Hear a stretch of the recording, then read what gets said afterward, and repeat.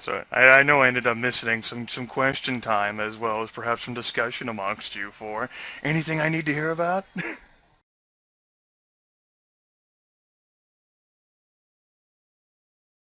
No, I guess on the record, you could comment on how much chance there is that Leslie Cutter is actually Lilith. That came up once. Yeah, about right. Thanks. Guys, you realize you just gave him the idea. We also gave him the idea for putting, werewolves in Central Park.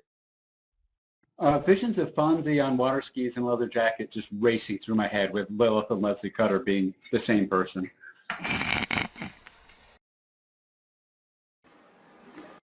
Time for this game to jump the shark. When you said visions of Fonzie, all I could think was that you were talking about Fonzie-mas, the greatest holiday of all.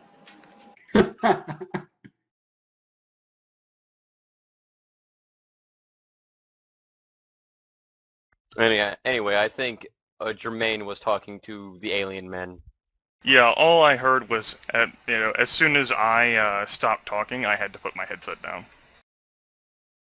So I suppose to rehash then, what can I offer you?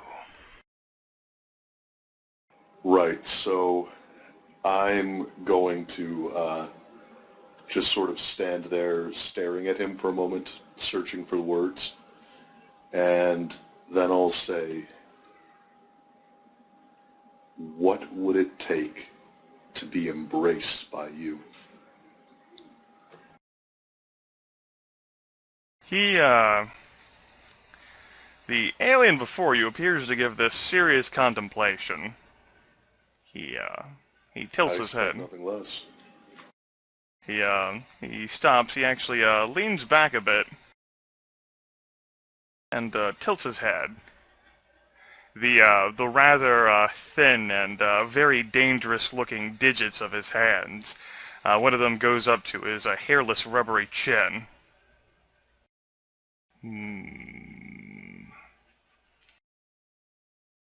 It would take demonstration of aptitude, which, of course, could reflect itself in this first request, though there would end up being another couple that I would make for, perhaps not just this entire coterie, more for you. And it would be difficult. At this, a digit actually goes to his wrist. His right hand goes to his left wrist. And one of the claws, which apparently is very sharp, slices down the line.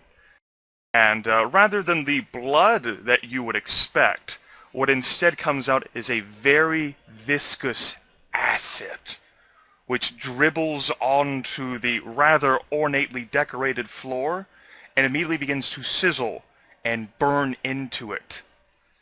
However, it is not impossible. I have kept my blood in storage for moments where it might be required.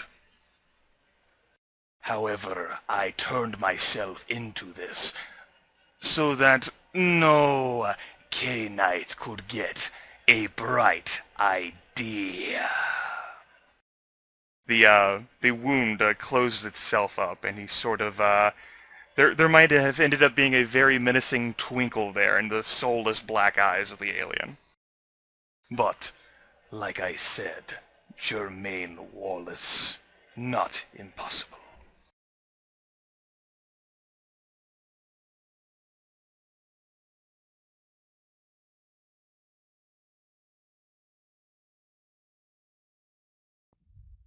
Then call it banking a favor, perhaps towards that.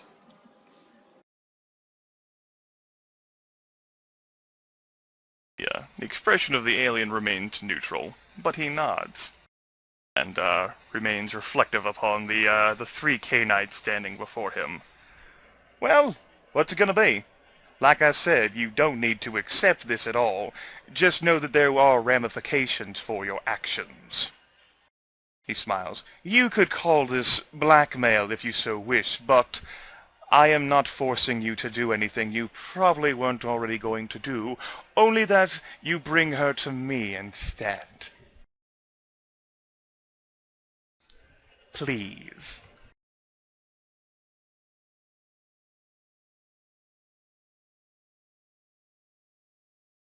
The alien sort of smiles. But feel free to take your time if you so wish. I can leave you alone if that would make you feel more comfortable.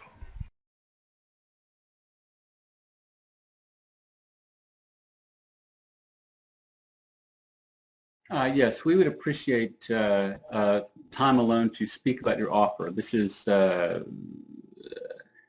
definitely changes our viewpoint in a great many ways.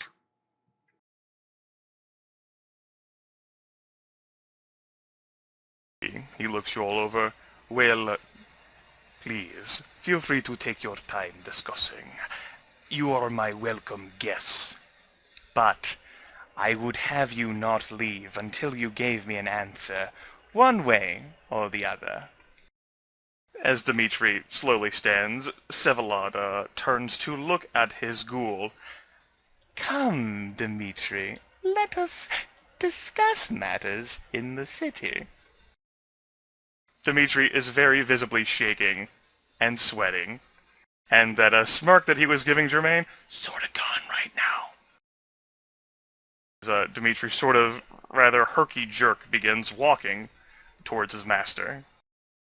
Hey, you better stop fucking smirking. That's out of character, by the way. And Vsevolod actually ascends up the staircase once more and disappears out of view with Dmitri, leaving the four of you apparently alone to discuss the terms of the offer. Keyword apparently.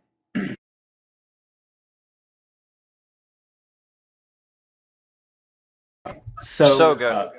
Okay. So do we say no to this guy and have all of our work become all our works given to the mortal police and all that stuff, thus breaking the Masquerade? Or do we give this guy what he wants and have the Camarilla hate us? He'll also work against you if you refuse him. Yes, Jermaine, I think we know which side you're on this, unless that was all an act, and I don't know, cock his eyebrow a little bit. I'm keeping my options open.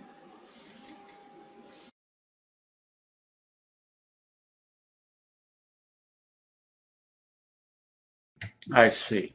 Well, probably wise. I Byron's gonna say I don't see much advantage to just turning him down right here. We almost have to accept it. I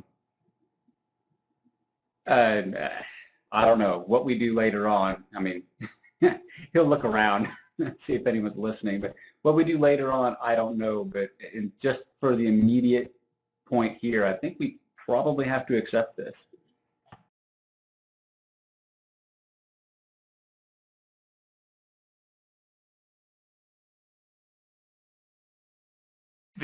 The rather charming effect of that cold gust of wind seeming to carry screams from perhaps the robe that Vsevolod was wearing, perhaps from somewhere within this mansion, perhaps the graves or the earth outside, is sort of returned only with a bit more lively one. It sort of sounds like it could be Dmitri.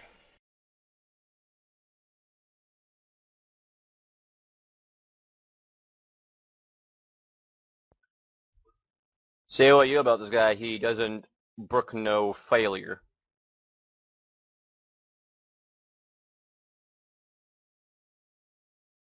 But then again, all horrific screams sound the same, don't they? No.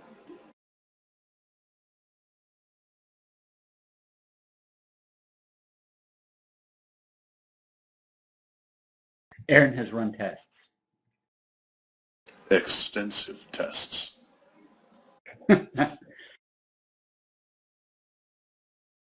Well, I mean, does anybody else have anything? Or, I mean, Byron's pretty set to just go along with it. I mean, whether he whether he ends up backstabbing this guy later or not is something he'll think about later. But he doesn't want to make this guy mad. Whatever we are say, and probably for the first time since you've met him, Joseph doesn't even have the inkling of a smile on his face. Uh, please, Byron, keep your foot out of your mouth, and by that I mean keep your lips shut, until we are no longer in danger of having our souls ripped out.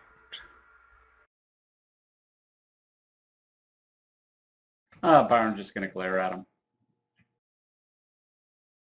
You know, I'm sort of with Joseph. I'm sort of with Jermaine on this. Got to keep our options open. No. I mean, on one hand, supporting him is kind of like, you know, betraying all I believe in. But on the other hand, if I do support that all I believe in, I'm likely to get killed anyways. Decisions.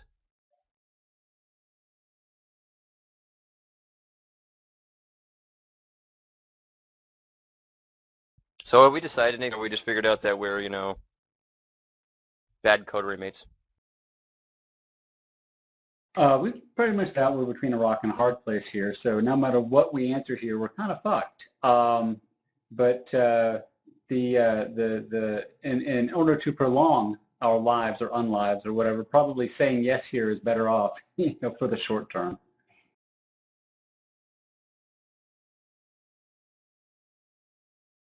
I mean, none of us really knows what the long term is. We don't even know why all these people want Leslie Cutter to begin with.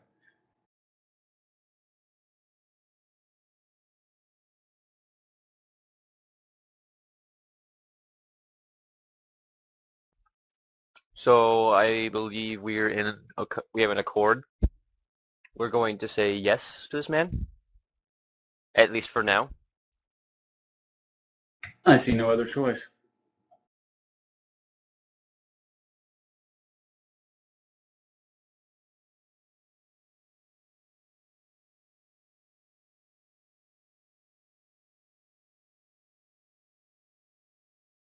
Does anyone else have anything to say? No. Nothing.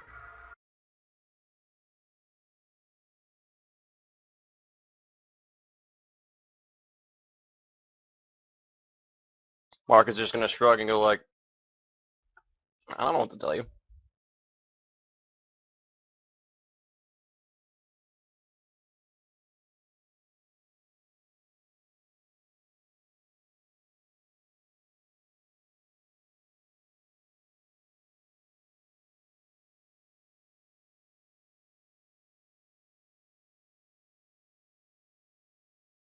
So, assuming no one else says anything for a long while, calling back up the stairs to, I'm not going to attempt to pronounce his name. Sevalot, isn't it? Sevalot. Yeah, apparently Sevalot. the V is silent. First one, anyway.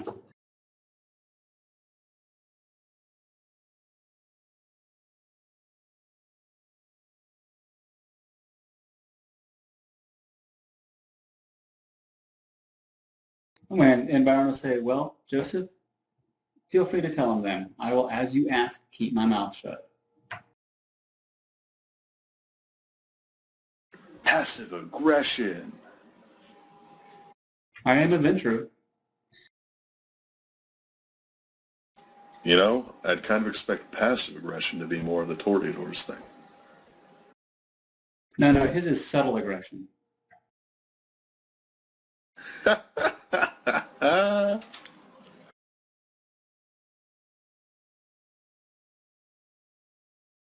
And the subtle train just keeps on rolling.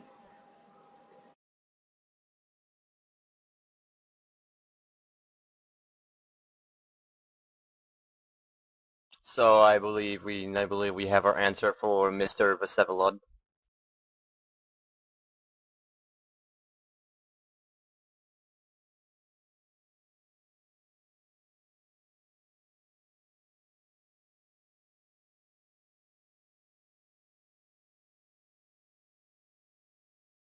Right, guys? Yeah, I mean, Yeah. fine.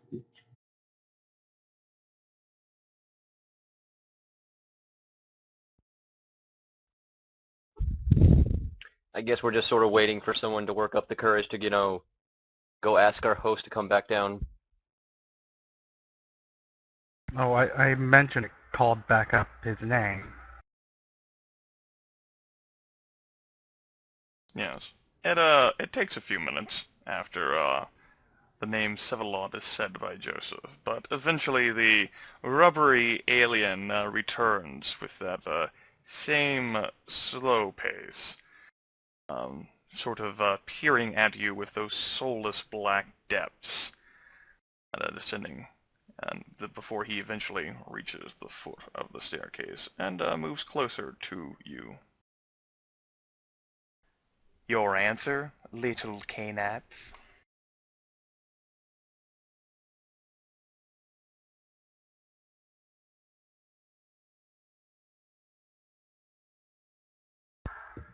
I believe that we have a little choice but to hand her over to you on the off chance we manage to track her down. That said, is there anything at all we could be allowed to know that may prove helpful in finding her? He pauses a bit and thinks about this. Says,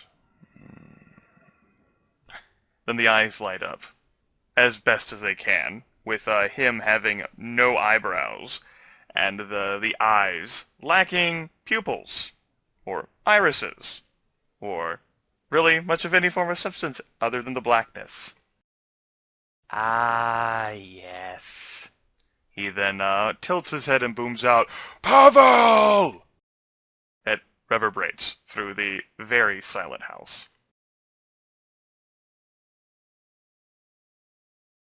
There is a, takes some time, but there is a rather, sort of shambling walk you hear, followed by a groan, as coming out of the hallway that apparently Dimitri was trying to leave from earlier before his master showed his, a hunched, deformed humanoid?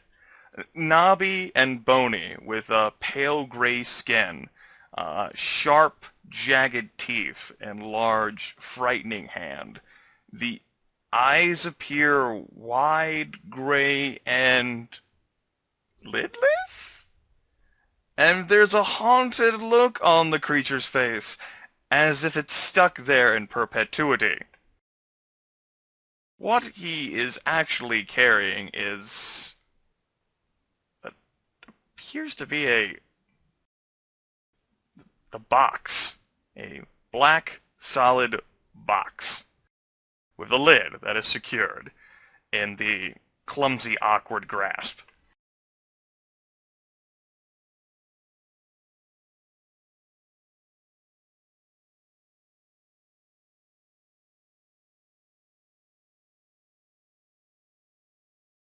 Jermaine, you undeniably have an unsettled feeling by this creature. You don't say. Just thought I would perhaps mention it. I never would have guessed. I mean, you are human and everything. That could be you. It sure could. Jermaine, that's what could happen to you. The creature, whatever, hands the box to Sevalot and sort of stands a bit awkwardly as best it can, clearly shaking and trembling before the gaze of its master. The Zamitsi alien turns back to look at the four of you. Leslie Cutter, as I do believe she calls herself, has a bit of amnesia, and she is forgetful of her memories at times.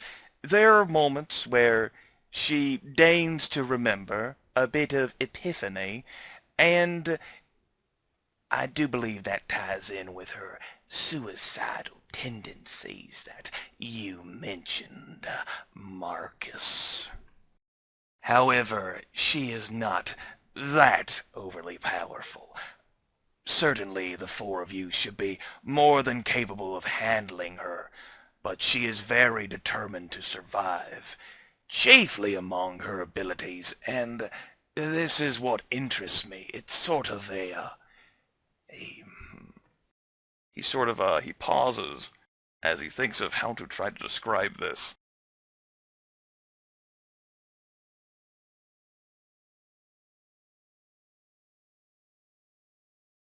What she's capable of doing is sort of shimmering and blending, as if she can turn not just her clothes, but her entire body, as if she were some sort of chameleon, able to camouflage her entire self with her surroundings. It makes her very difficult to find. However, and he holds up the box and lifts the lid, and inside is another box without a lid. Small, black, featureless. Though not made out of any cardboard material, and certainly as he extends it, which he does, to Jermaine, if Jermaine will take it, it is smooth, almost as if it were some sort of black marble. If she ever so happens to come near you, this little trinket will inform you of her presence, so that she may not hide.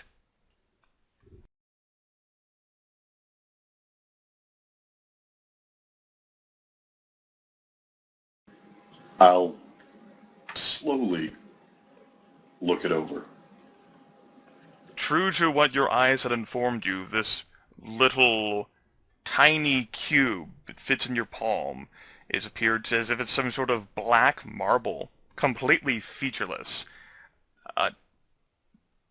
But it does not, I mean, if the Zamitzi Elder says it's gonna work, it just, you have no fucking idea how the hell it looks like it's gonna inform you of anything at all.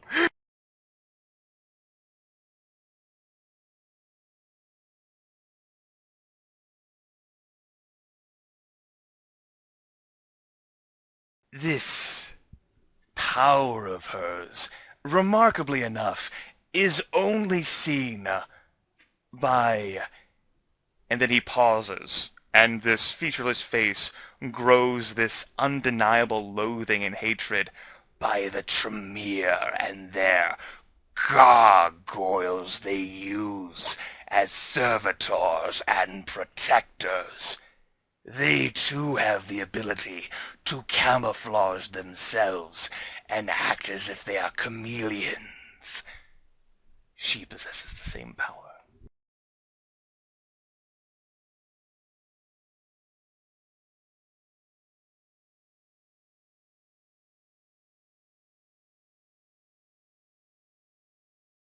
He steps back from Jermaine, studying with great scrutiny the four of you.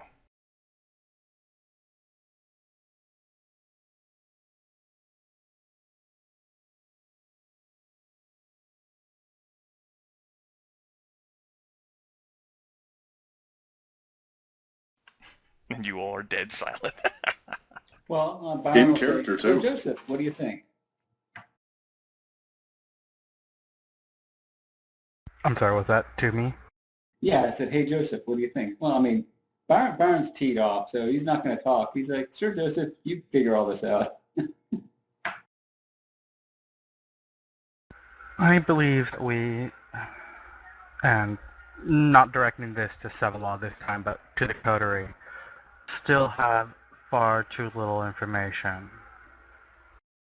Yeah, the alien quirks his head. I do not know exactly where she would be, only that the object I handed to Jermaine would help you locate her if she came near you. He pauses. I don't think Dmitri, he cocks his head and stares a bit up towards the second floor, would know as well. I checked. There is a sort of menacing smile that comes with that phrase. The humanoid standing by Sevalod shuffles nervously.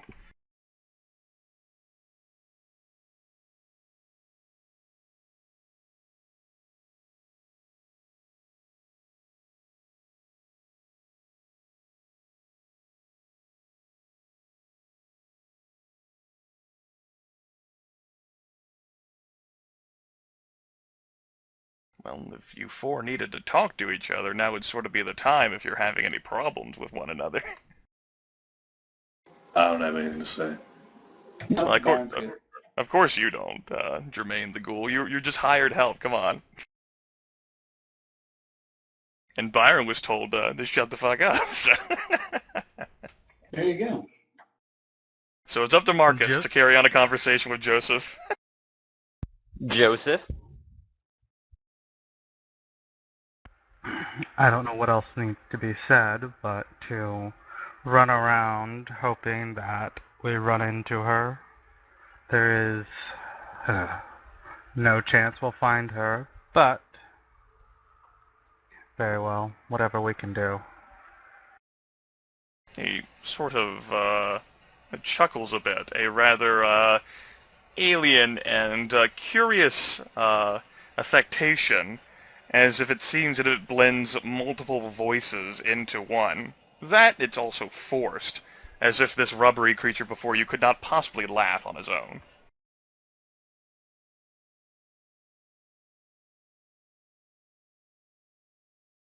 Like I said, it is an option. You do not have to do this. As a matter of fact, I am expecting you will attempt to find one way or another to deny me.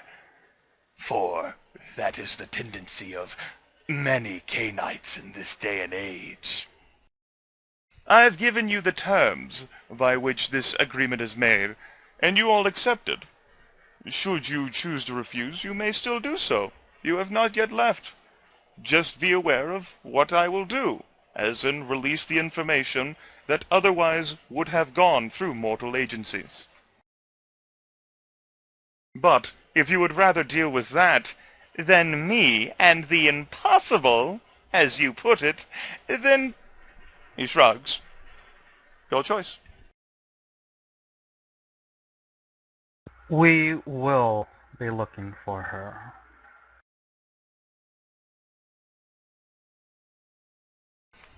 I'm sure you will.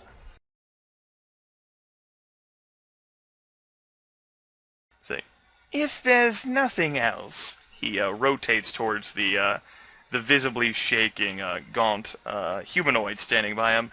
Pavel, would you please be so kind as to show them the way out? The creature nods and groans a bit in affirmation with an underlying tone of agony as it begins approaching you and then moves past you outside.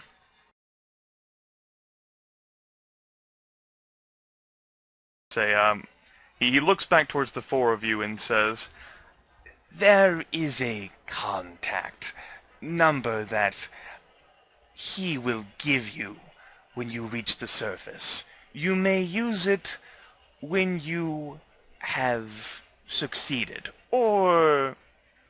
The alien tilts his head, if you change your mind.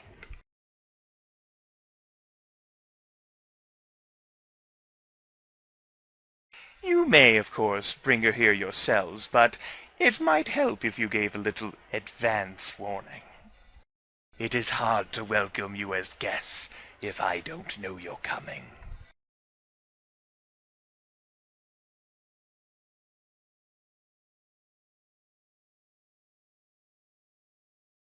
We'll keep that in mind. And now I think we'll be taking our leave. Yep. The alien creature in his pale, supple, rubbery skin with the human flesh robe ascends the staircase again.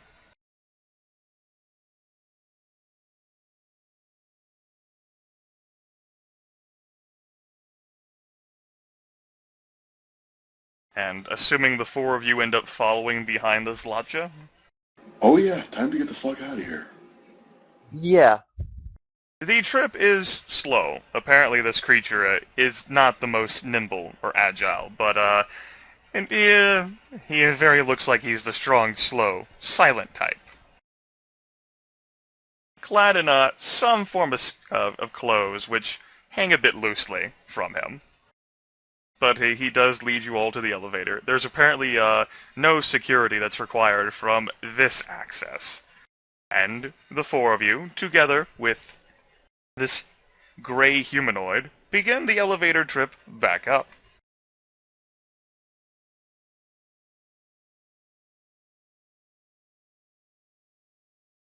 Doot doot doot doot doot doot doot doot doot doot doot doot doot.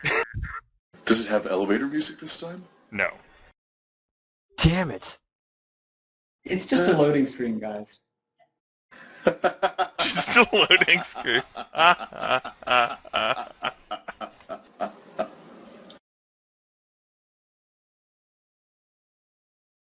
Bravo. Because it's huddled to the surface actually would be where one is. Yeah. Not that Byron would know what one of those are, because he doesn't know how to use a computer. To be fair, this is 1998.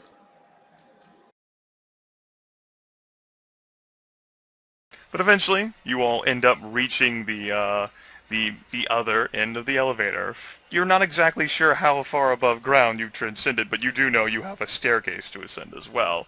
The smells of the grave and the dirt have dispersed, but instead they are replaced with the presence of the gray humanoid, who shuffles past the four of you, not looking, and begins to lead you up the staircase. However, apparently it doesn't think of grabbing the flashlight, and as it turns out, the stairwell is very dark, as in pitch black, as it curves up on itself.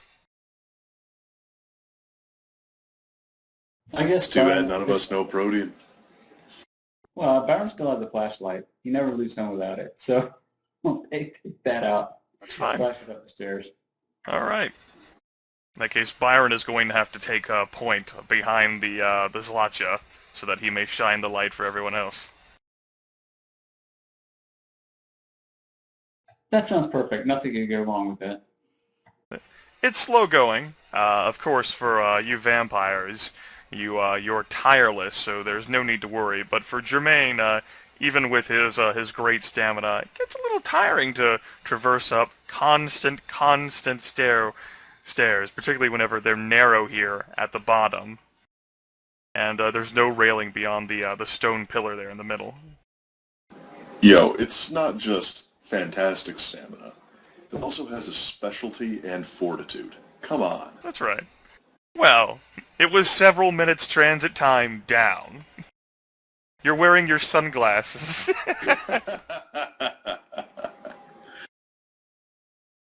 Sunglasses at night, man. Yeah, pitch And black. underground as well. Indeed. Yeah. But it does end up taking much longer, particularly since the Zlatja apparently has difficulty maintaining its footing on the stairs. But as it was commanded to by its master, it will lead you up here. And eventually you all do end up reaching the end of the stairs that lead up into that shack that you entered in Central Park. Once the four of you reach there, the creature reaches into a pocket it has and pulls out a rather clean and seemingly modern sheet of torn-off paper, which has in blue pen a New York City area code written on it, more specifically Manhattan, the same area code that the Dragon Metro cab company has, just not the same phone number. And says in a rather raspy voice, "Call when find." I'm going to program that in my phone right now. All right.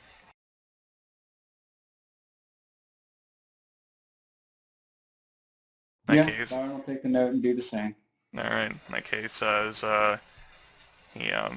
after you take the note, the creature points to the door. Please go.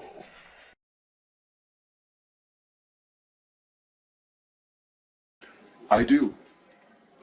Marcus does not need any more insistence. I'm quite happy to be gone. I don't know what you're all talking about. Byron's already outside the park. I mean, he didn't... He didn't even wait. So Byron walked by himself through Central Park. No. It was a hyperbole. Yeah, he can't leave fast enough either.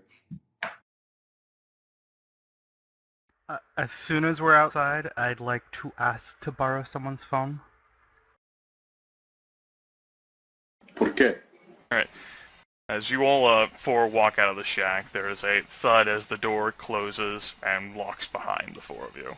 And then the slow shuffling footsteps of what you can presume is the humanoid heading painfully back down the stairs.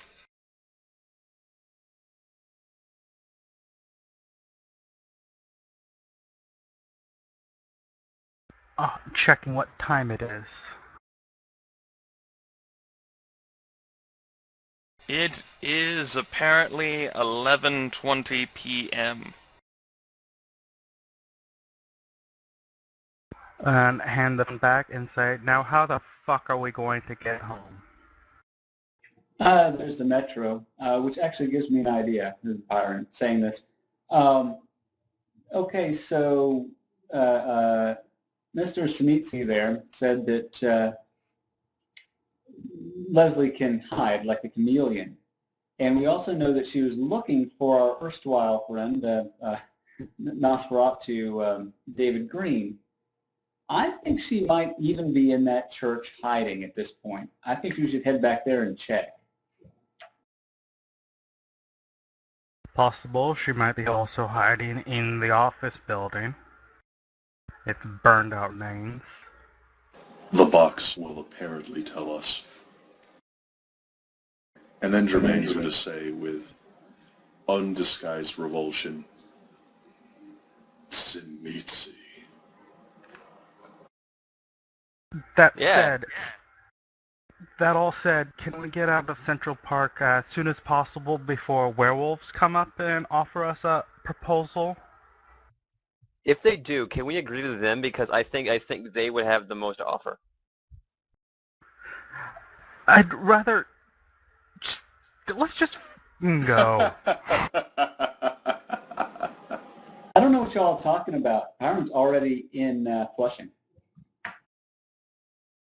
Has Byron learned the powers of teleportation? Tune in next week, folks.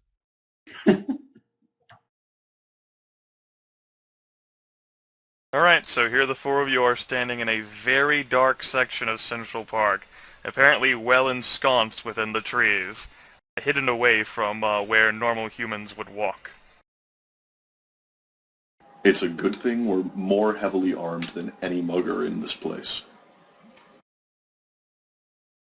I mean, if a mugger really wants to take my money, he can try.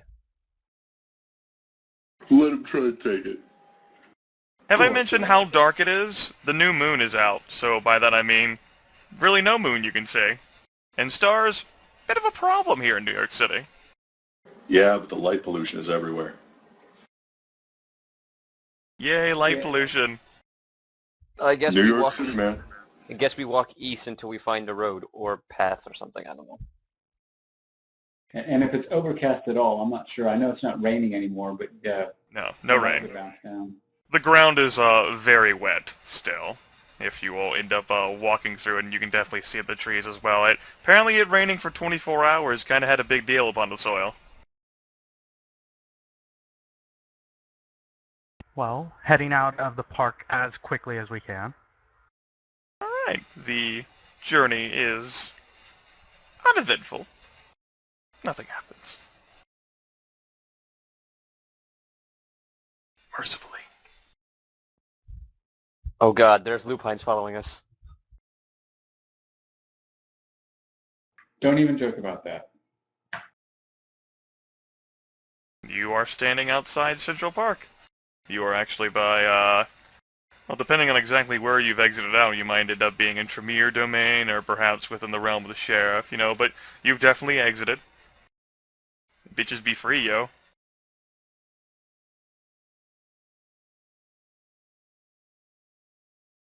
So, cab? Fuck cabs. So, walking?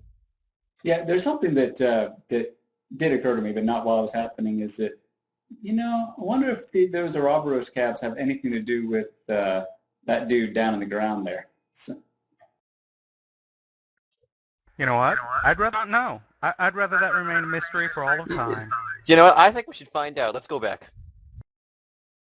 That's out of sure, character, after by the way. you. Meanwhile, Byron is... Mr. Cervini, could you please answer one more question for us?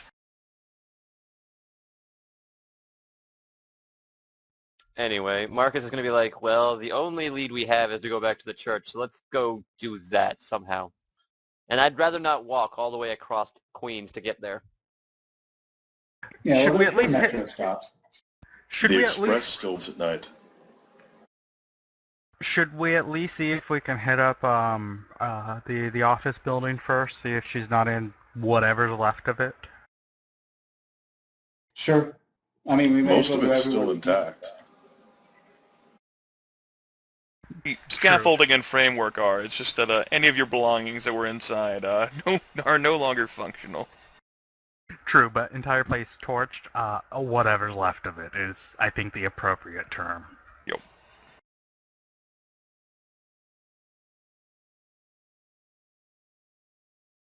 And, because I'm feeling generous, mechanically, what Sevalod said, particularly with the description of it, I'll explain this for the benefits of any listeners as well as the chat, because again I'm feeling generous, would be a Viscerotica power, as Sevalod mentioned, as it is shared by gargoyles, called Skin of the Chameleon, which mechanically increases the gargoyle's stealth dice pool by 5.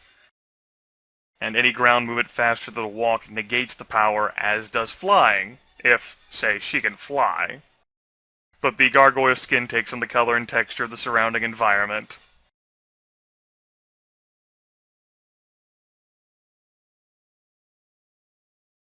As does, if, say, she were flying, it would take on the texture of the night sky, so long as she's only flying at a slow pace.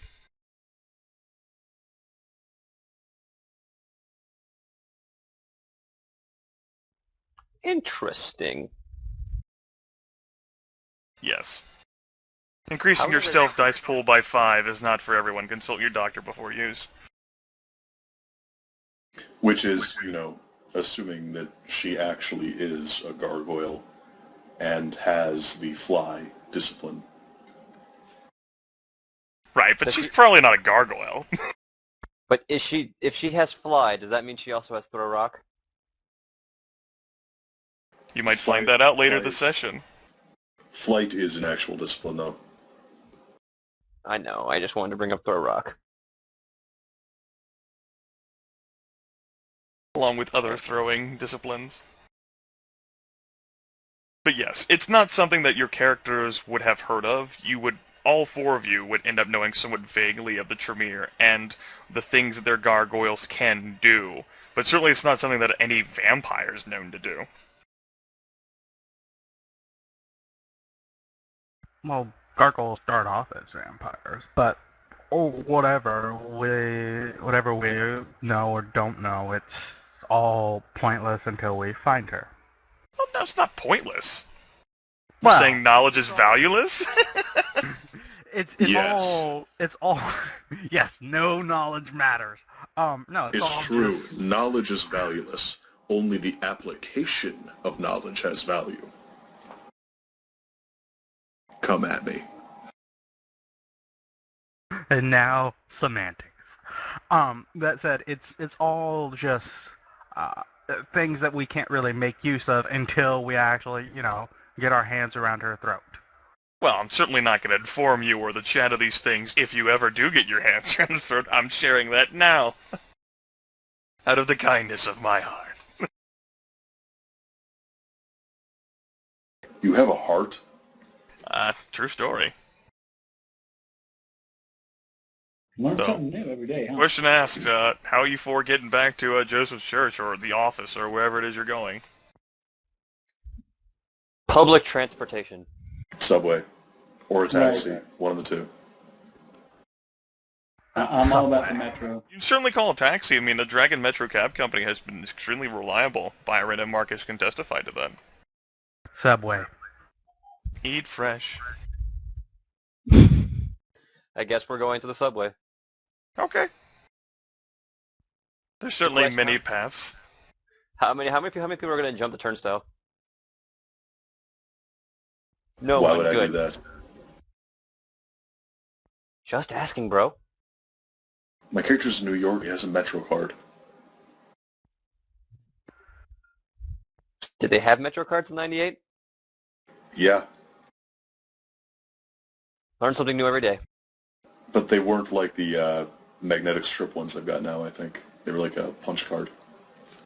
It takes some time, but eventually the four of you manage to finagle it such that you end up getting transportation, and you're within your domain, your personal domain of Astoria, heading towards the burnt-out husk, which doesn't exactly have any newscasters or reporters or even government officials currently surrounding it, since this was deemed to be an accident rather than a bombing attack, and instead all the investigation is carried on, in the stations and in paperwork as they investigate, who's liable, who's not liable, who has to pay, who doesn't have to pay, when will Evan O'Malley get her money, that sort of thing.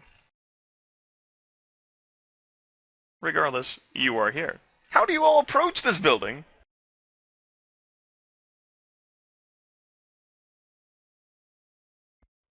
From the front. Stealthily. You stalk the streets of New York City. Sneaking around is one of the best ways to get caught. Just walk right up. With a jaunty step. Whatever said, it's our building. I don't think many people can fault us for going to our building. They'll burn you to the ground. Time for a bomb. Shoot, man, bomb it again. Third time's a charm. Maybe you'll make a bigger crater. Alright. I'll go ahead and let you all do this roll rather than me doing this off screen. Everyone make perception plus alertness rolls of difficulty 6. Is this visual or not? Yeah, we'll say it's visual. 4 successes. 4 successes from Marcus. Zip. None from Byron. Shazam. 3 successes from Jermaine.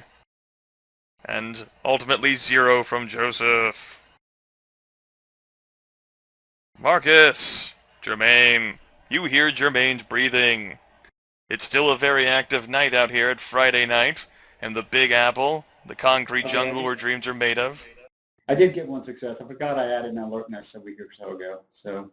No, you rolled a 1 there, and that cancels out the 7, Verdad. Oh, okay. So not only that, I botched. Okay. All right. At least now I don't botch. I'll put it that way. That's right, you don't botch now. Good job. Yes, Marcus, Jermaine, you don't spot anything out of the ordinary, just a busy, well-trafficked Friday night here. I guess I'll carry the box around the building. Shove the box in random places. Check out the basement with the box. Okay, Jermaine goes trudging through it's difficult terrain. It's not easy to traverse through this place. And it's certainly there's a dark spark of sorrow in Byron's heart, I'm sure, as he looks upon this fallen establishment. Yeah, he's not happy. As you hold the box out in your palm, it's very tiny. It could easily fit in your pocket. You go ahead and traverse slowly and cautiously. You don't sense anything of the ordinary, and with your successes there, you're pretty fucking aware. So if something's there that's not supposed to be there, you didn't think the box is lying to you, so you're just gonna assume that, Well, something's not there. Is Jermaine the only one going into this shell of a building? What's everyone else doing? Marcus is going to go with him. Joseph will get just inside the building, obfuscate once he, can disappear behind something and just stay obfuscated nearby. Okay. But how much nothing is there, and approximately where is it? Well, it looks as if this building has been recently bombed. And, the interior structure has been really hit hard.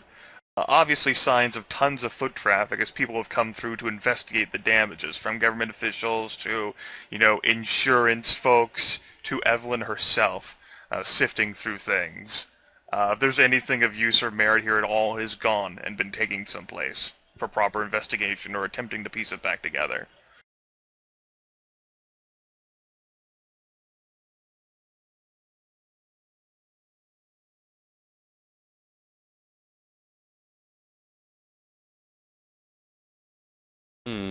Byron, are you inside with Jermaine and Marcus? Yeah, I'm just, Byron would have followed right inside the entrance and then just kind of stopped with shoulders sagging a little bit, looking around. So, hey, if anyone's charging from outside, he's got his back in the door faced outwards. That should be fine. Okay.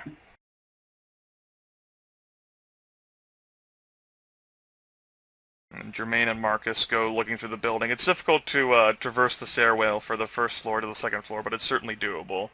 And yeah, nothing ends up happening. Although for you, Joseph, obfuscated as you are and keeping an eye on the entrance, you don't see anything.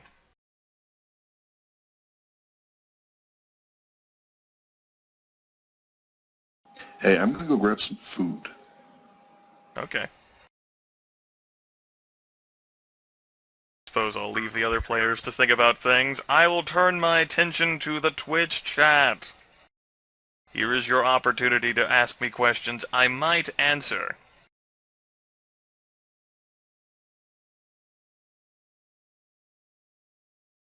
Come on, chat. This is like your one time. Of course, Kobrag then promptly asks a question for Aaron after he stepped away to get something to eat. How am I so devilishly handsome and engaging? That's how. Next question. Grim, did you plan the acid blood for Aaron? No, it was designed for, Sevalod Cerveni. Possibility of starting a Fallout pen and paper session? 0.1%. Seriously? So, hey, 1 out of 1,000, that's not too bad.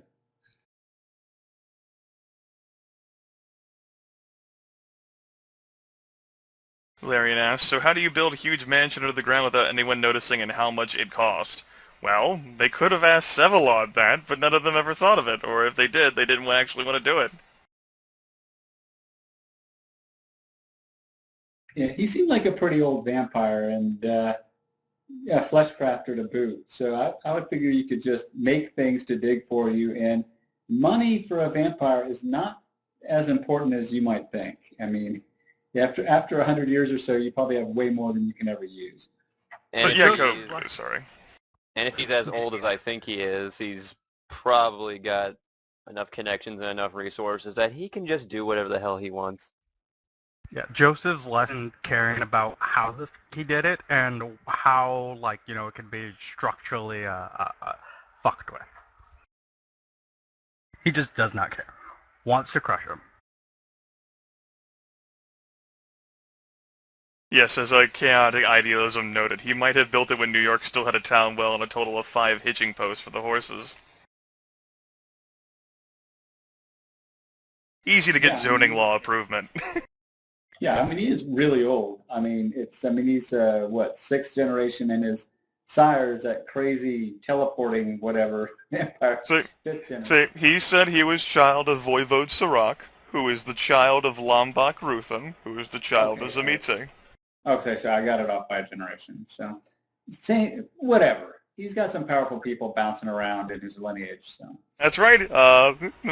Marcus might have spent a few seconds at least seeing Sevalod's grandsire in action. There's a reason that Marcus was kind of quiet, because he knows what Lombok Ruthen can do, and he assumes the same of people who are in his extended family. Oh yeah, just FYI, dealing with him anywhere near Joseph is probably a bad idea because Joseph has like absolute despise for him at the moment. Will not hesitate to well, fight him would probably be a bad term, more like be destroyed by him.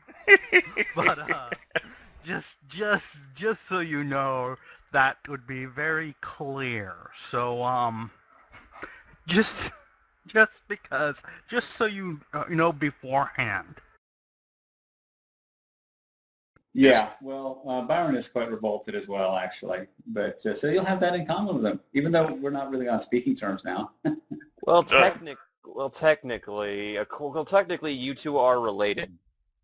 Well, sort of, maybe.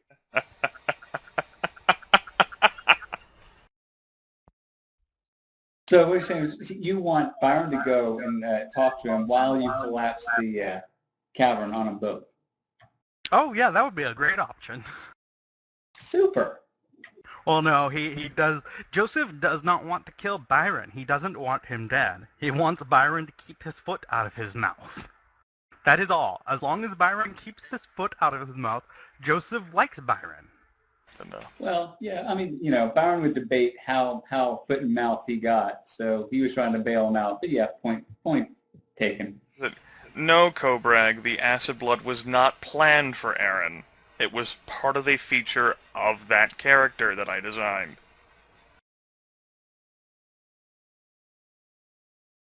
Was Jermaine serious about the Tzimisce embracing him? Maybe he was. Maybe he wasn't. I don't think Aaron would give you a straight answer on that.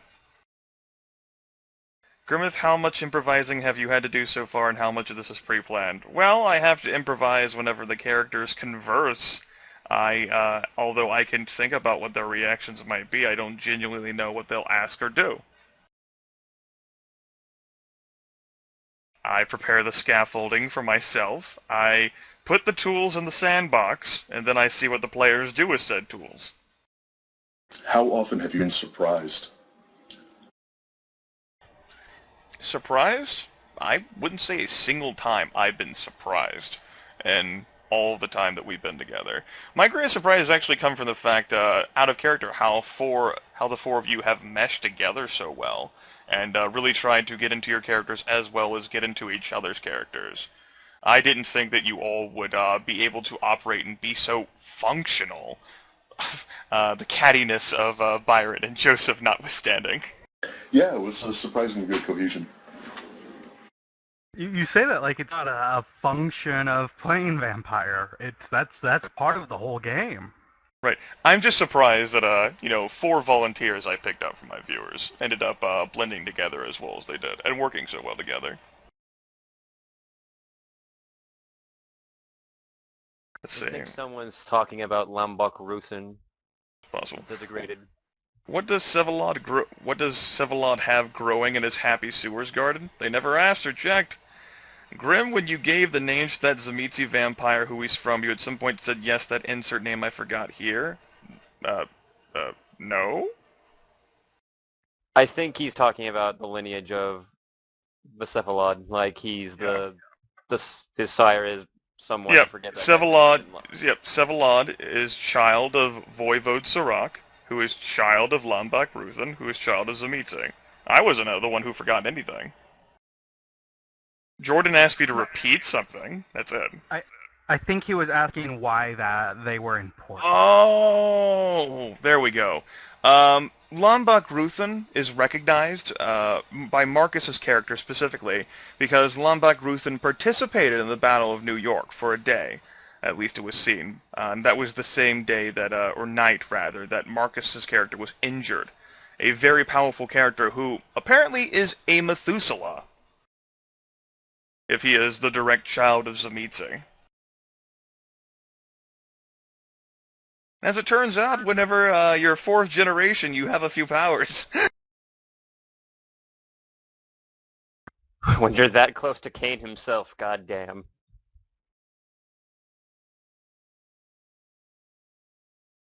Chaotic Idealism noted that apparently this is the type of NPC who's just designed for you to hate him as he casually tortures people right in front of you. It's sort of a character thing about most Samitsi, unless they're old clan, and even then. Yeah, honestly, for an elder Samitsi, he seems pretty nice. Wait, to be fair, the fact that he seemed to relate with you all so well, it's a big fucking deal. Most of the Zamitsi wouldn't give a damn about you. Which is why we actually didn't, shit ourselves and run away. Yeah, if he was with the Sabbat, there would be no way we'd even come that close to him. That would be insta-death. I don't know. Byron is secretly a Sabbat plant, and we all know this is true. So, It's a secret. we've been designing this bicycle, and we were wondering if you'd like to try and give it a ride. What are you talking about? We're designing. He's to be the one that just fleshcrafted it. Why did I keep calling the Zamitsi an alien? The alien? You four-player characters, you heard my descriptions. Would you, illuminate Larian on this? He Sure, seems... he's inhuman in just about every way. So he's It was alien. skeletal, had, rubber skin, solid black eyes, and crazy black claws. Yeah, the Zamitsi are flesh crafters. They literally, probably none of his body is what originally it is, and it's all just straight up what he made it. There is no way he even remotely could be confused with a human at this point. And that's putting it mildly, and he was very, very human for a Zamitsi, even especially for an elder Zamitsi, extremely ridiculously human looking. And there's no way anyone in their right mind could even look at him and even think human. Yeah, I was also getting a big H.R. Geiger vibe from him. Alien from... Well, I mean, all of this Samitsi are Geiger-esque. Yeah, but there's also the acid blood. That's actually part of default Vicissitude. That's Vicissitude I 6. know, but it's like becoming... It's like, this guy really, really wants to be an alien. I'm sure that's what he dreamed about, 1,200 years ago, Mommy, when I grow up, I want to be an alien. Back then, aliens were the true Fae.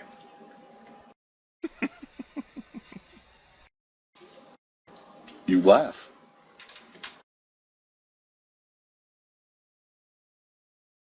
That's right, never compliment Grimith on anything. There you go, that's the moral of the story, Black Pearl Gamer. With that, we'll continue the session. So, you all are here at O'Malley Real Estate, or what is left of it.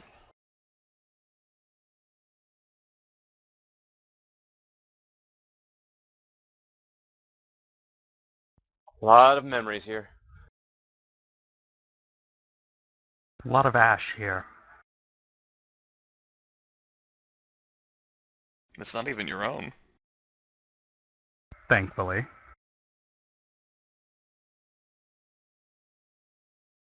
Well, we still have a church to bomb. No, there's a map of it.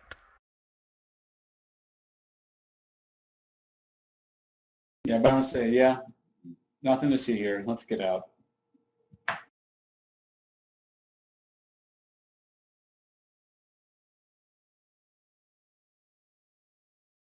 Onward to the church, especially the church map. That is the destination where you all are subwaying to next? Sure. Yes. Seems like a good choice to me.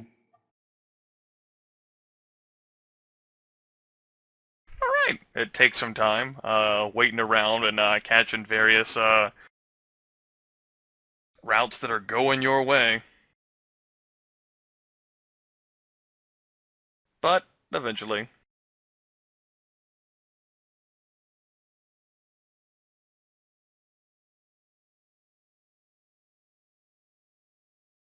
you do all make it to the church, where Jermaine's car is just kind of chilling out. And Mr. Chung, as do you it's have worth a- noting, I wasn't finished. You guys are walking down the block, as it were. I'm not exactly sure of how you're approaching. Jermaine, your body is suddenly stopped.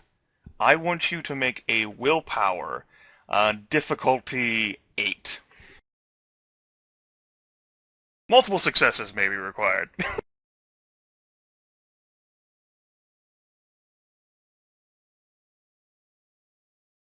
1, 2, 3, 4, 5 successes.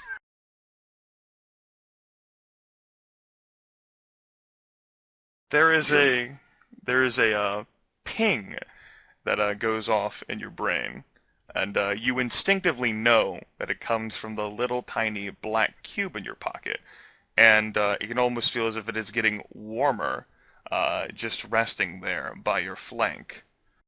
It's a sort of acute ping that goes off, along with a voice, which so happens to be the voice of the alien. Yes, I see. This is working. Good. You managed to survive the connection. She is nearby.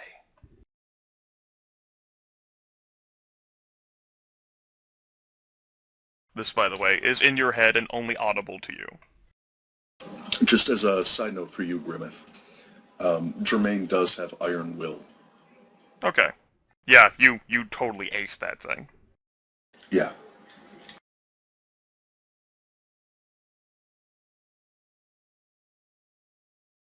Although I would note to you that only your attributes and your abilities can have specialties, not willpower. We discussed that before. No, I mean the iron will merit. Ah, yes. Right. The merit. Yeah. Yeah. This is more of along the lines of the willpower for the purposes of the artifact, rather Oh, than no. any recognized discipline. I totally get it. I just wanted to give you the heads up. Yeah, that was good to remind me, though. But yeah, apparently the voice of Sevalot has spoken in your head. Well, I'm going to continue on with what I was going to say anyway, but now I've got even more reason to.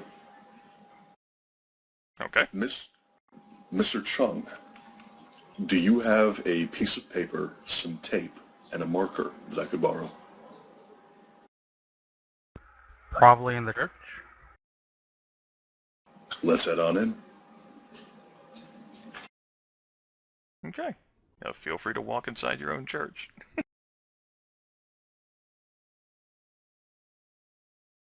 Jermaine remains outside.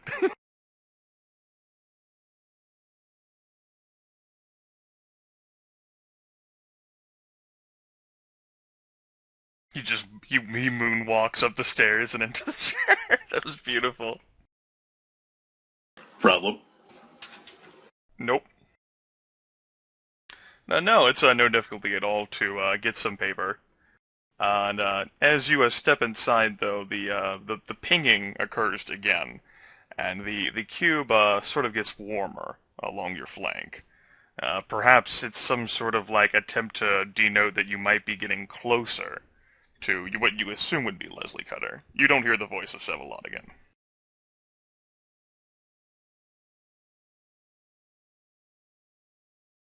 Go ahead and bring me that paper, the marker, and the tape. I'll call for Reen or Craig. Okay. And Craig comes. He wants to know what you want. Tell him marker, pen, tape. Craig goes to get marker, pen, and tape. And eventually returns with marker, pen, and tape. Well, paper, rather. Not marker, pen, tape. Marker, paper, tape. And hands it to Joseph. Who hands it to Jermaine. I'm going to make a very simple sign in very clean handwriting saying, Miss Cutter, we would like to speak to you. And then tape it to the outside of the door. Once I've done that, I'm going to play Warmer Colder with the box. Okay. Asking, before he wanders off, is there something that you notice? Sorry, what? Asking Jermaine, after you do that, is there something that you noticed? Yes. Then turning to Craig, Craig coming swivels up his to head to look him. at you. Coming up to him and very lowly saying, if we could close up the church tightly. Craig nods and begins along the process of doing so.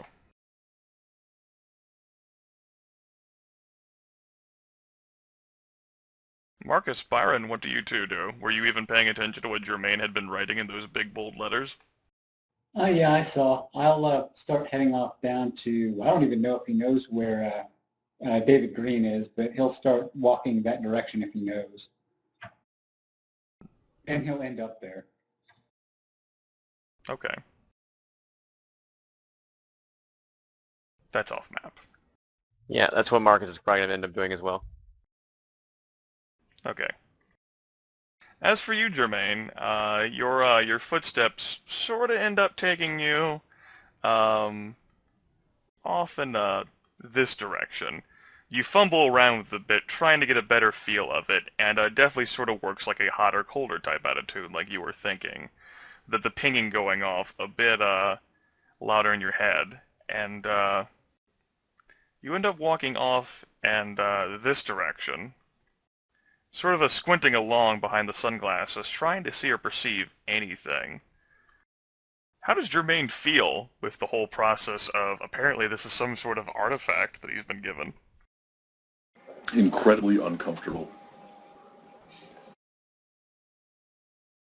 As Jermaine ends up coming to a stop here, it almost feels that the cube is going to, it's not a hard enough like heat so that it actually hurts or sears to the clothes, but it is definitely prevalent in a sharp contrast to the surroundings outside.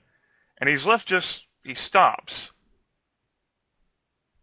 because he suddenly walks into something, or rather, someone. Miss Cutter, I presume.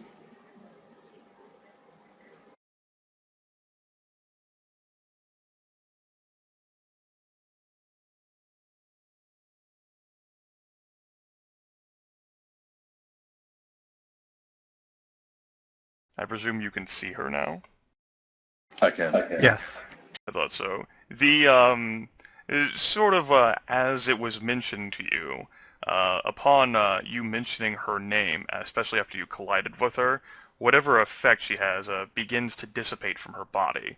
The camouflage she had, which perfectly blended in with the wall as well as the pillar she was behind, dissipates, leaving a petite, pale waif which you definitely tower over, along with all the others, who is very thin, with a hard blue gaze that looks very determined. You are not with the others, but if any of the others could see her, she definitely would not look as hungry as she once did, and perhaps not as despondent. Instead, she sort of peers up at Jermaine here, a bit curiously. I'll take my sunglasses off and look down at her.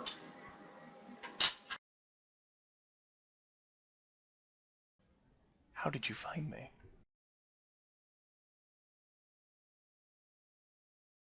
Careful guesswork. This statement actually causes a rather soft laugh from her. Not forced, just as if she's so genuinely surprised by it. And she actually inhales deeply.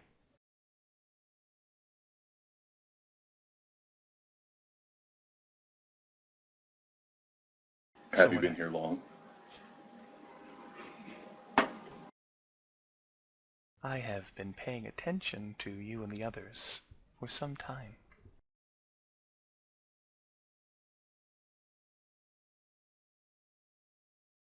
Which is why I'm surprised that you could find me now. She's a little disconcerted by the fact that she was noticeable. You get the idea that this might not happen a whole lot for her. As you certainly wouldn't have noticed her without walking into her.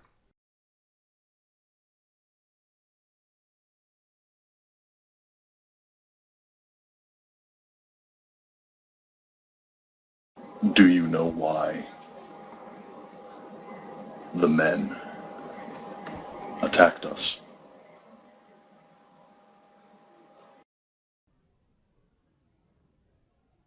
She frowns at this and shakes her head. The men? Who? If you've been watching us, you must know that they blew up O'Malley Real Estate. Or have you not been watching that closely? Not for that long. I was looking for a particular someone at first. Mr. David Green. She nods. And do you have a particular interest with him? I wanted to...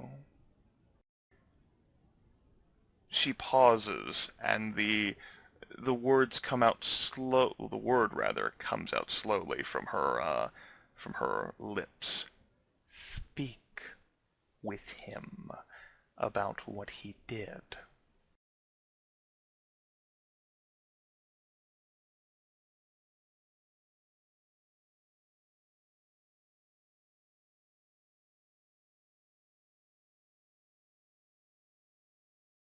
It's my understanding that he's currently rather indisposed.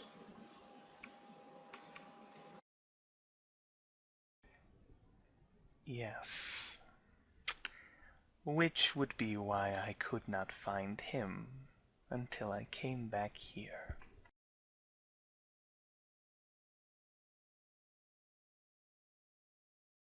But he's not exactly in a talking mood, I suppose. I wouldn't know. She breathes again, peering up curiously at Jermaine.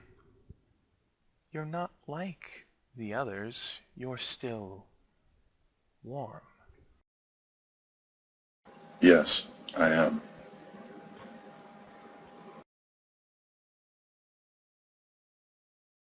But how did you find me, if you're not one of us? I'm something else entirely. She looks a bit worried by that. I see. Did they bring you to find me? They hired me to protect them.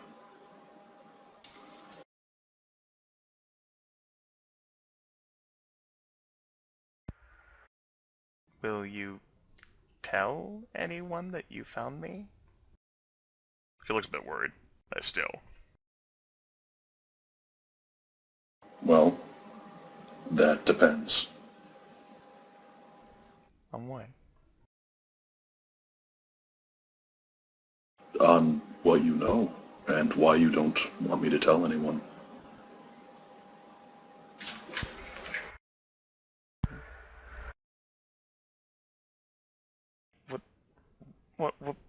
What do I know?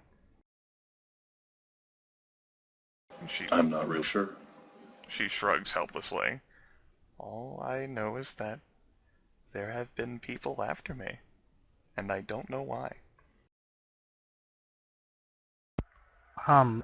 As a question, how much of this have I overheard? It is possible for your character, if he felt like obfuscating, particularly towards the end, if he's still been in this area. She's speaking very low, but you can certainly creep up, you know. through He's obfuscate. exactly where he's standing on the thing. Walked Okay. straight up to the thing and waited there. Well, in that case, I presume sound can carry pretty well in a church, although it's more designed for where you're at than some of the words might cut out, but you can definitely get the gist of it. Tonight, we met with someone who might know why you're being chased, but he wouldn't tell us until he gets to talk to you. Her brows lift, but she is definitely befuddled by your words, Jermaine. It's definitely not that easy. It's written all over her face. She doesn't understand. I don't understand either, but he asked us to find you for him, and I don't know why. Is he a vampire, just like, well, not you, but me?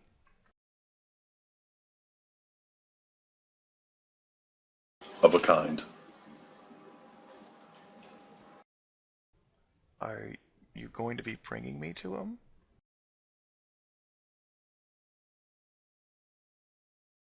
I'm going to offer you the choice.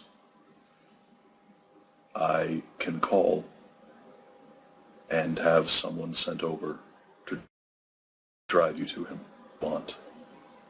He might have some answers for you, but I don't know.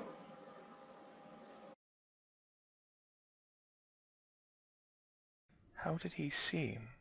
The vampires who were pursuing me and my friends for so long. They're not right. Is he right? I've met very few vampires who are. She takes that about as well as you could expect. I don't expect to take it too well. Yep, she doesn't.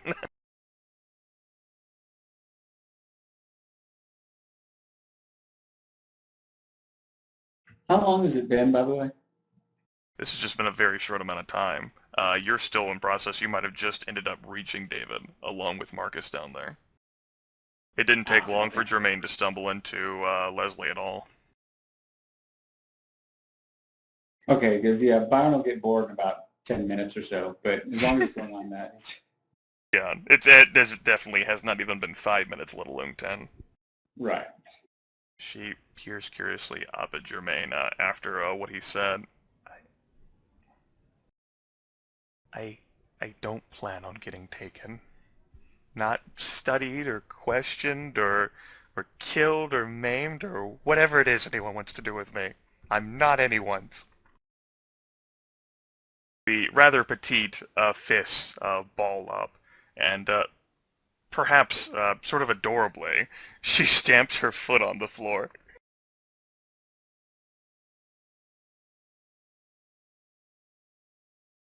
I can quite understand that sentiment. I used to be a slave to one of them. Her brows sort of lift. And you escaped too?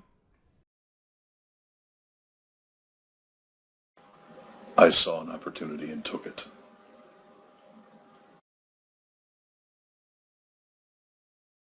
She breathes in again. Apparently she regularly respirates despite being a vampire, perhaps a human affectation that simply did not leave her. And it can be assumed that she continues to breathe without me mentioning it further. She says, I see. So you perhaps understand this. Something of it. I can honestly say that I don't know what his interest in you is. He might want you as a partner, as a plaything, or just for information that you have buried somewhere. But I'm almost certain he knows why. And that's really all I can offer you. Information? Plaything? About what? I don't know. We don't know why these people are after you. She's beginning to shake, and her fists are beginning to ball up, as if she's getting angry. Relax.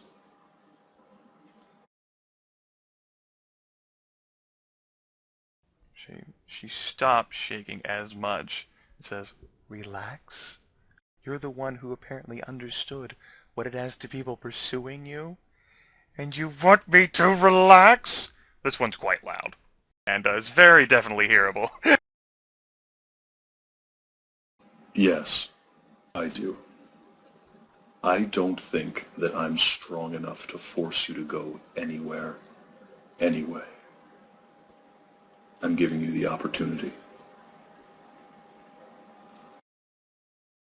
Is Joseph obfuscated? Yes.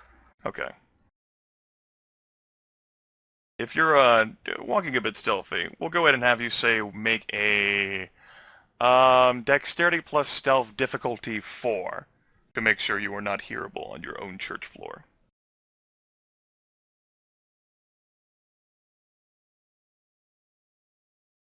Only difficulty 4.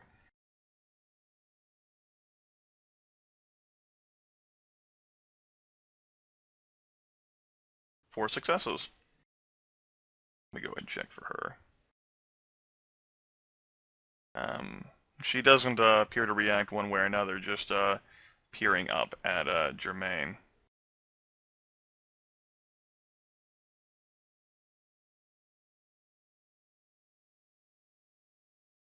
Well, I suppose that is as much information as I could have hoped for.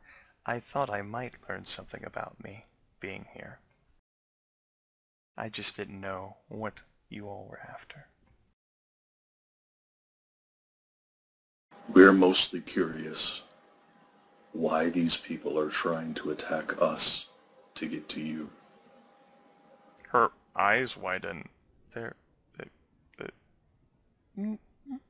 No, that can't be right. Can't it? She shakes her head.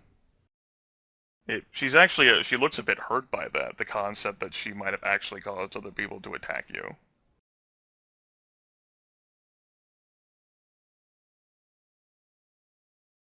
I won't deny. I'm pretty curious.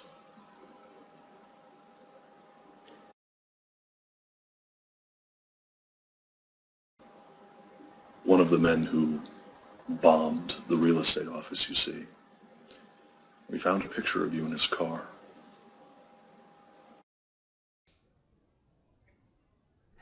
If it were possible for her face to pale any further than it actually is right now, it would. The eyes sort of widen a bit, the brows lift. Jermaine will sigh then. I was hoping you might know something so that we could figure out who these people are and what they might try to do next.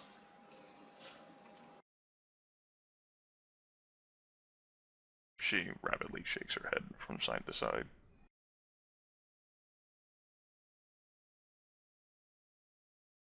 And she begins to shake again. And the fists clench.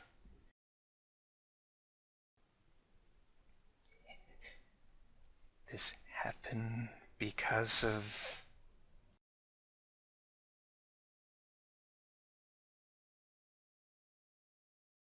The fist lashes out, not at Jermaine. Joseph can barely see her fist, this little petite tiny fist, drives itself into the stone pillar, or whatever exactly material the pillar is made of, before his eyes. And it is currently embedded within the pillar. And cracks form a bit around the edges of where her fist struck. It's embedded, not, fully in, but her fist is definitely ensconced entirely within the material.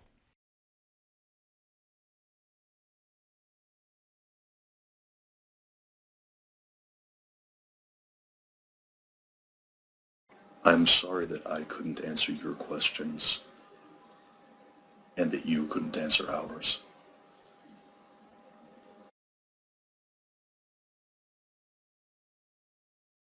She slowly withdraws the fist.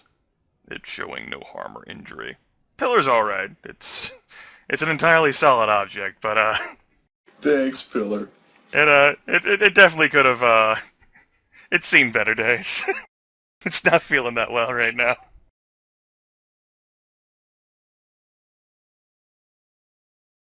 That appeared to calm her down somewhat, but she is still clearly upset. And says, "Those bastards, hunting me, and now hunting you because of me.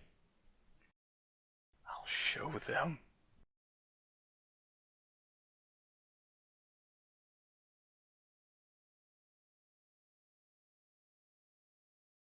Will you? You know even less than we do. And we don't know where they are, who they are, why they're doing this, or what they have planned next. But what we do know is that they want me. And they have been following and looking to get me, but they never had any hope of seeing me. Until now. She begins to walk past Jermaine. So you're going to what? Use yourself as bait? I am hopefully going to make an example, as well as ensure that you are not attacked again because of me.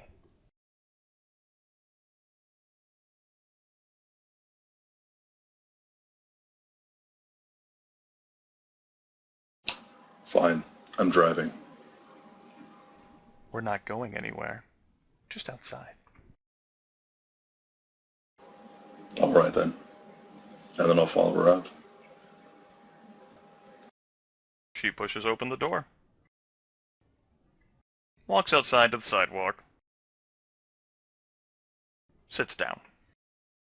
She does not blur again. You can very definitively see her. All right. I'm going to walk on over to the trunk of my car, get out my shotgun and my rifle, bring them into the church, lean them up against the inside of the door frame, and wait as well. Okay. Joseph, what would you like to do?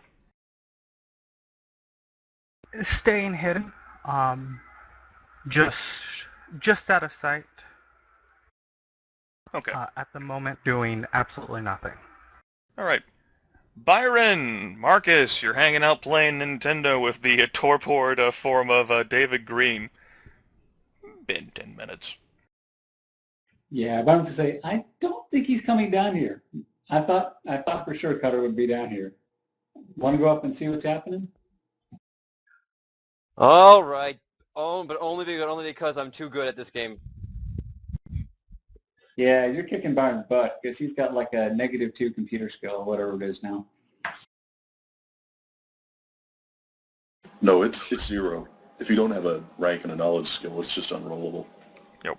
I know, I was just saying he's so bad it's negative. Alright. You two end up walking out into the main church area. Doesn't look like Joseph's here. Hard to perfectly see. Doesn't look like Jermaine's here either. And it looks as if this far pillar over here has seen better days. I Can we see it from there? also have 2 long arms leaning up against the inside door frame. It's true.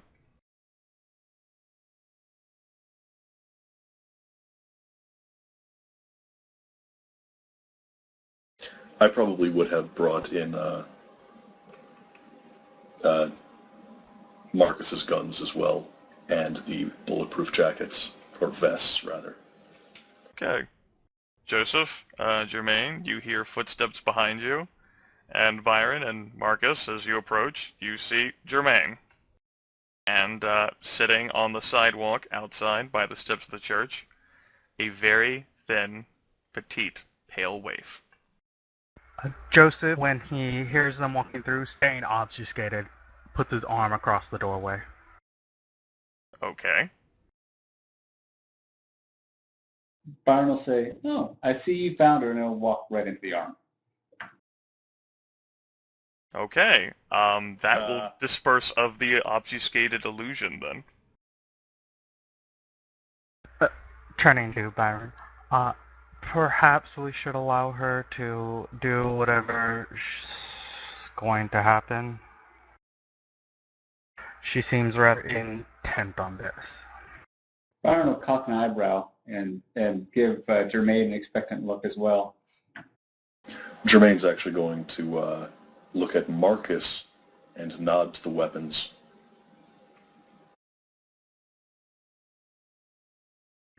Marcus understands.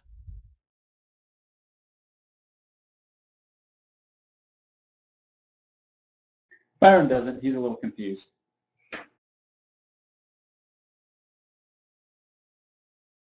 There's about to be a fight here tonight. Whether we're fighting the people attacking Cutter, or fighting Cutter.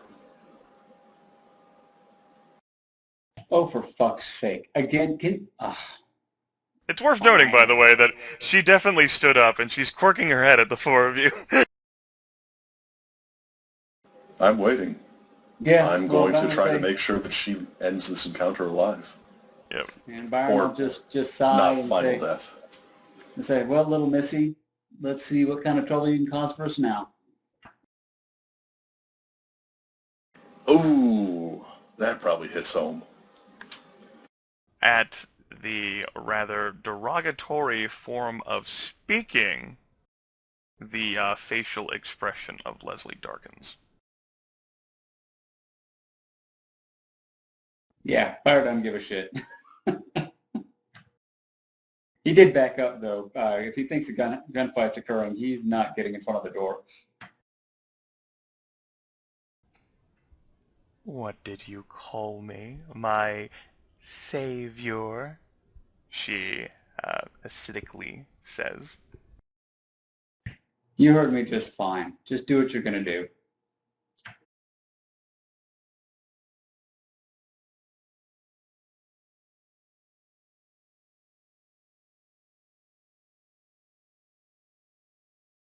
And I'll say he is very patronizing with that as well.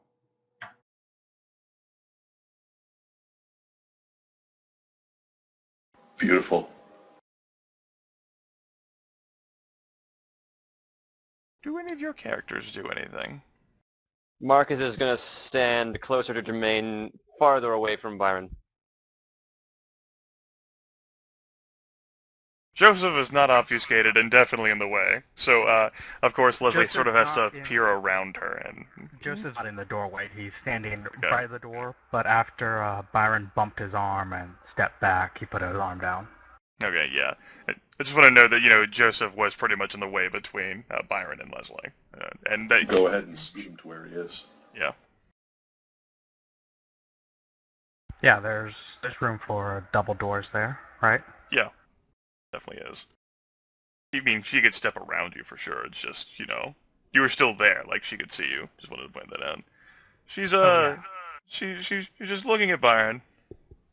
Thinking about it.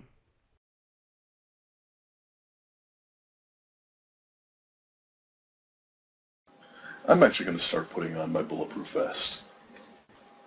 Good. Yeah, that's a good idea.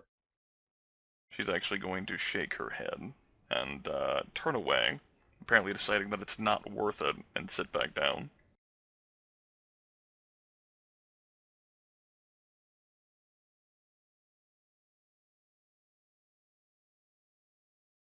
Oh, man, but I was hoping she'd charge Byron. That would have been fun.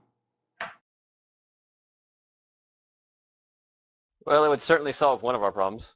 Does Byron want to be attacked? By all means, you can attempt to goad her. Oh, well, I had a command I was going to try on her, but whatever. Was it sit? That it was. Actually, it was sit down. I'm going to use that as one word, SIDDOWN. Yeah, it would have been great if you tried to get into a wit plus celerity plus D10 fight with her. Try to determine who goes first. You might have had difficulty getting that command off. Maybe. I don't think she could take me down in one hit, though. She could try. Yes, she could. That is a factually correct statement.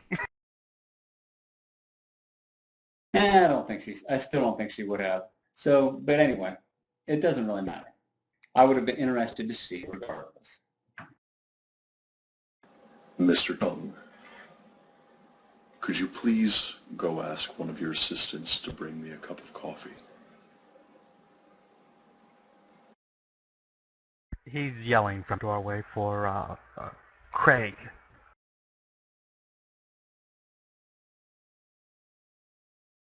Craig popped his head out. Coffee for Jermaine. And could you stay nearby? He, sort of, his eyes widen apologetically, and, he begins mumbling about, running out of coffee today. Then in a pot, we may have some time yet. He nods. And the time, if you have it? 12:21.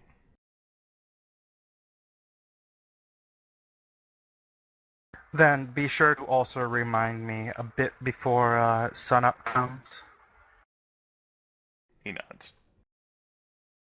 Steps away.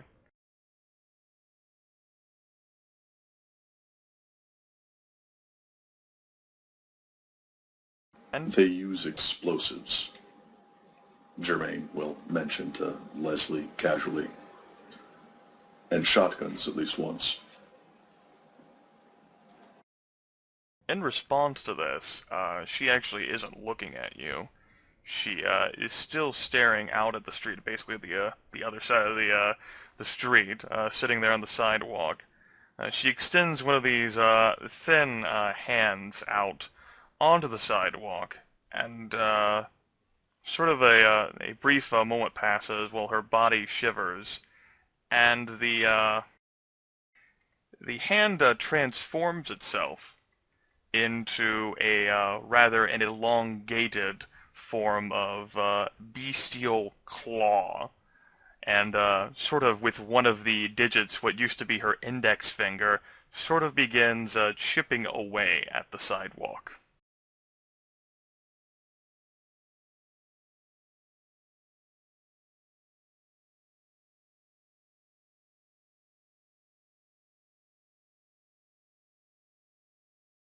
But she doesn't say anything.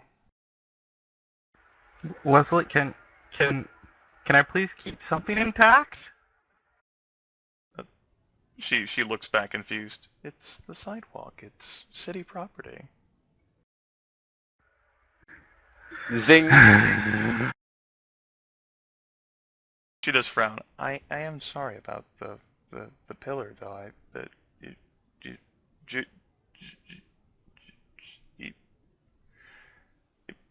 He made me angry. She points with this menacing-looking claw at Jermaine. Yes, I did. Sort of shrugs apologetically. Looks back towards the other side of the street. Well, I guess where we're all going, it really doesn't matter at this point.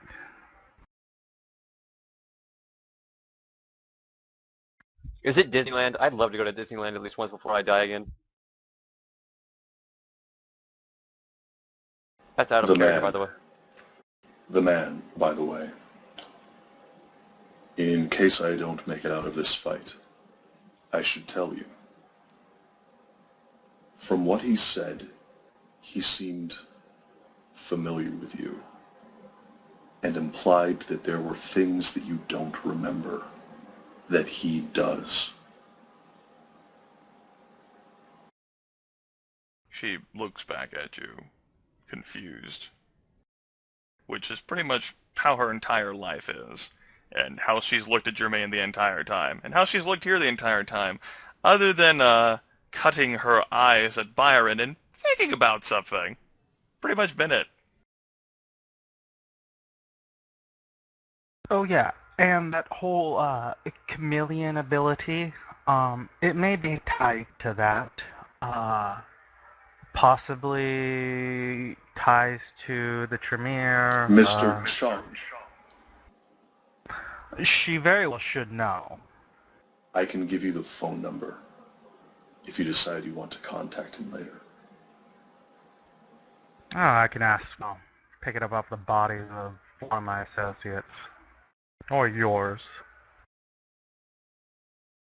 Assuming I have anything left to pick it up with.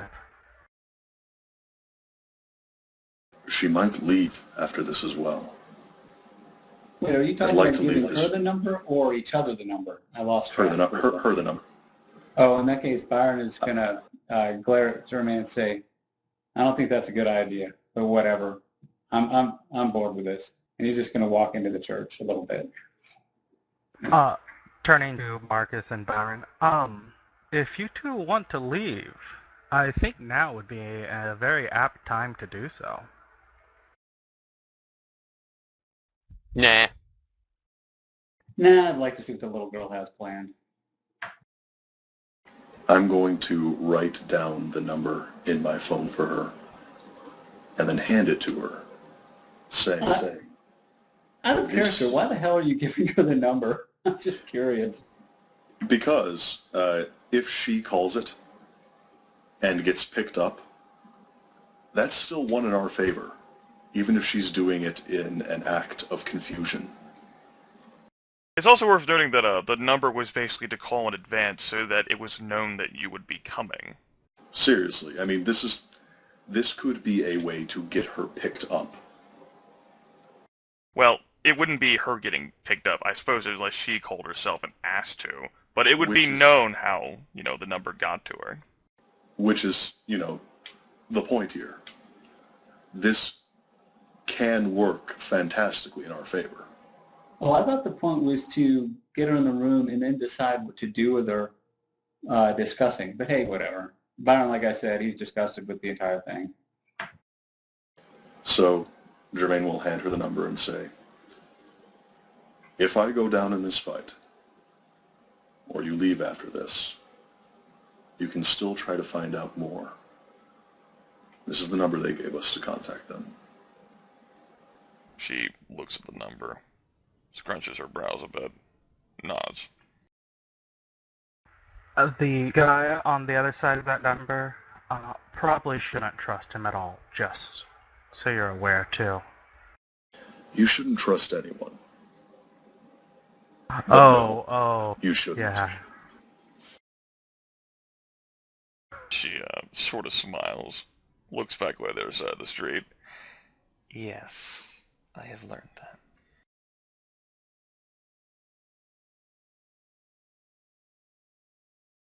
Marcus, what are you doing? Pretty much just leaning against the door frame near Jermaine, just watching the Okay. pale waif. There's a lot exciting about her. She does regularly breathe, and one of her normally beautiful hands is currently in the state of a very menacing-looking claw. As is the other one, but it's kind of obscured by her thigh. Does this church have like a steeple or a tower or something? No.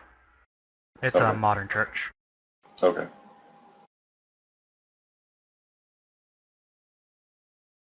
About another 5, 10, 15, 20 minutes that pass. Eventually Jermaine does get a drink. Oh, that's fine. Yeah, It's- somewhere in the middle of that, Byron is going to walk up there and address Leslie Cutter and say, so, why'd you leave Anarch territory? Seems like you had a pretty good thing going there. I was looking for David. And I suppose to a lesser extent, his bitch. Looking at Byron. Oh, Oh, he doesn't have a snap. dog. Maybe you met Joseph. That was a really terrible comeback. That laugh is in character, by the way. Oh, snap. She's actually rather amused by this exchange. Looks away from Byron and back towards the other side of the street. But then Byron's gonna say, "Well, looks like the little kitten's got some claws. That's nice to see. You were kind of out of sorts when we saw you last. Pitiful, in fact."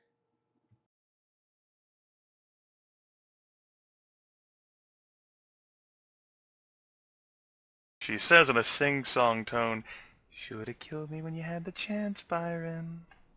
I have said that on a couple of occasions since then. Rest assured. So long as you can live with your mistakes. I'm already dead, hon. So are you. It's a manner of speech, but then again I suppose that would be too much to ask of a dog. Snap!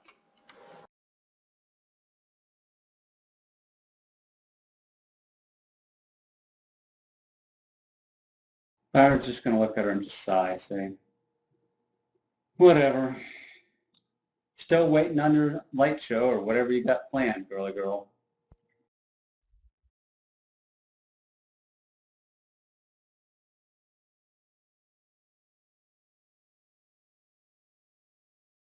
So, all in favor of kicking Byron out of the party and having Leslie replace him? Oh, I bet she'd be an awesome replacement. All kinds of kick-ass. We'll let Cripson play her. Fine with me.